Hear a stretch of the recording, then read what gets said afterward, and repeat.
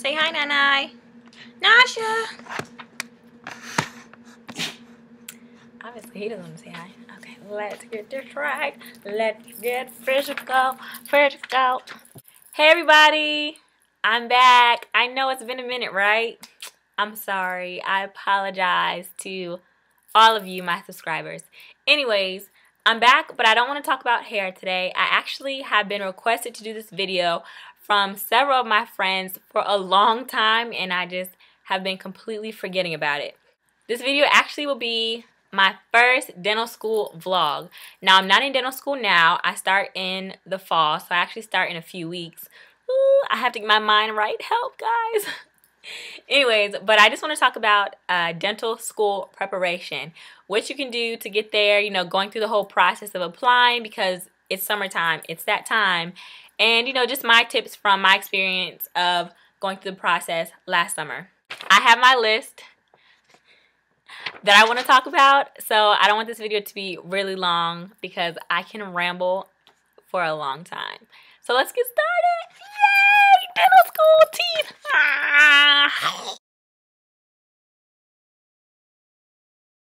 The process of applying to dental school can be very, very stressful, but it's also really exciting. Don't let everything that you have to do stress you out to the point that you're just ready to give up on your dream. When you talk about preparing for dental school, you have to make sure that you have your letter of recommendation from your professors. You have to prepare to take the dental admission test, also known as a DAT. You know, to a lot of other people who don't know about dental school, it's synonymous with the MCAT. You have to write a really good personal statement, and you also need to have a good GPA, of course, basically a good resume, and be a well-rounded individual. I just want to briefly talk about each one of those points that I just said, give my advice, my opinions. Hopefully it helps you some way. The personal statement, it's usually about 1 page in length, a single space, and it's basically just an essay detailing or selling yourself to the admissions committee. It's basically a very short summary of who you are, what you've been doing to prepare for dental school, and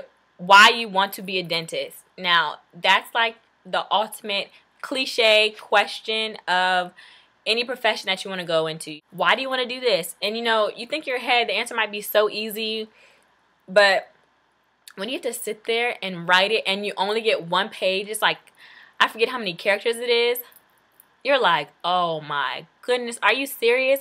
I mean, I've done all these things, internships, taking all these rigorous courses while all my other friends were out partying. Who parties when you're like working hard? You have to do all these things, prepare, and then you have to shove it into a 1-page thing. Now, the key, what people told me when I was writing my personal statement, the key to it is to not just sit there and list your accomplishments. The admissions committee can look at your resume or your application and they can see that you're very accomplished. You're very, you know, well-rounded.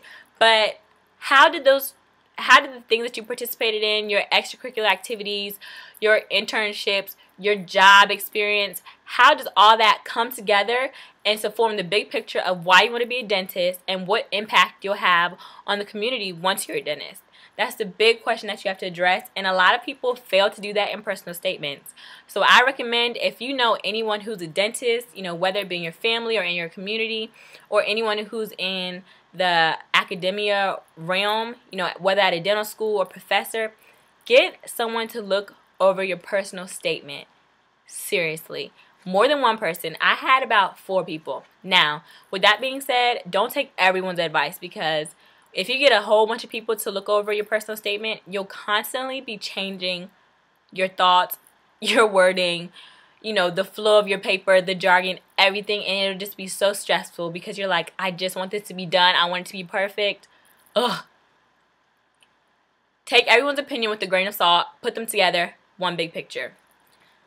I've talked enough about that. Blah. Letter of recommendation. I don't really need to say too much about this because you're not writing them. I recommend when you ask for letters of recommendation, state clearly, would you be able to write me a strong letter of recommendation? That 1-word difference of strong will make a world of difference between a subpar letter of recommendation and one that advisors and the people on the admissions committee will rave about. As far as the recommendations, I'm pretty sure, if I can remember correctly, you need 3, but I always like to have 1 extra, so I'm pretty sure I had 4. The DAT. Dun dun dun. The dreaded test.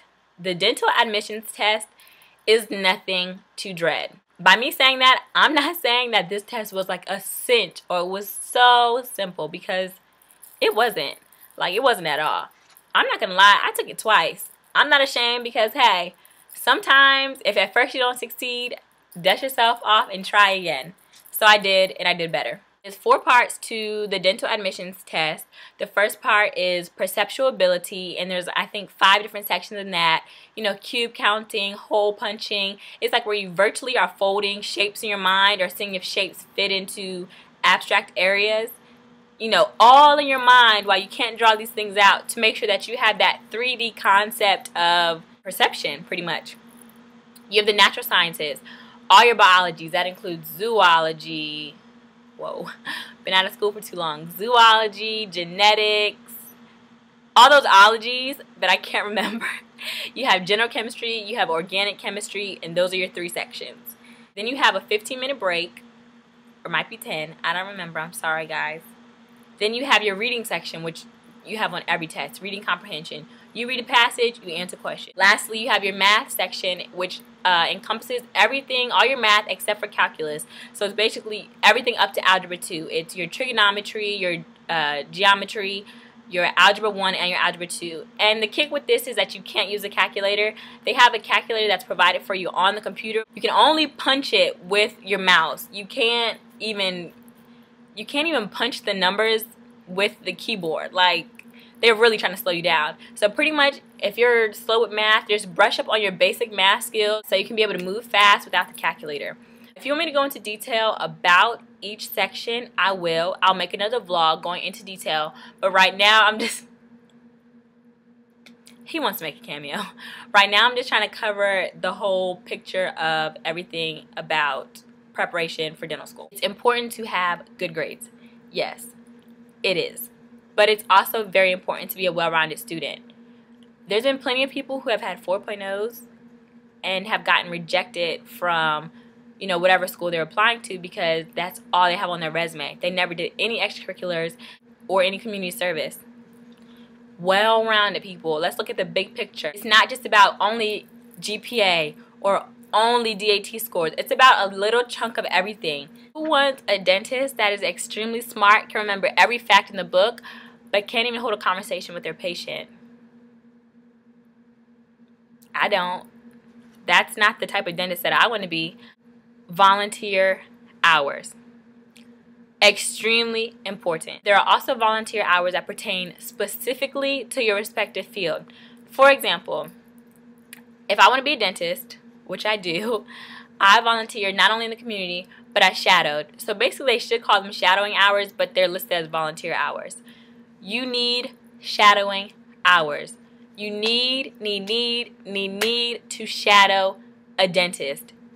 Like, I would recommend several dentists over a time period so that you can gain different perspective. But even if it's just one dentist for a year or 2 years straight, you need to. You need those hours. You need to be exposed. Next time I come up here and I have my second dental school vlog, I will talk about the whole interview process and the whole waiting period between getting accepted. My experience with the whole application process last summer was extremely stressful and nerve-wracking and time-consuming and expensive. I put my 100% effort into it because I knew I was getting in somewhere. In the end, you know, I knew that if it was for me, God would make a way regardless. So, in another 4 years, you guys need to look out for me, because I might be coming to a city near you working on those chompers. Ciao!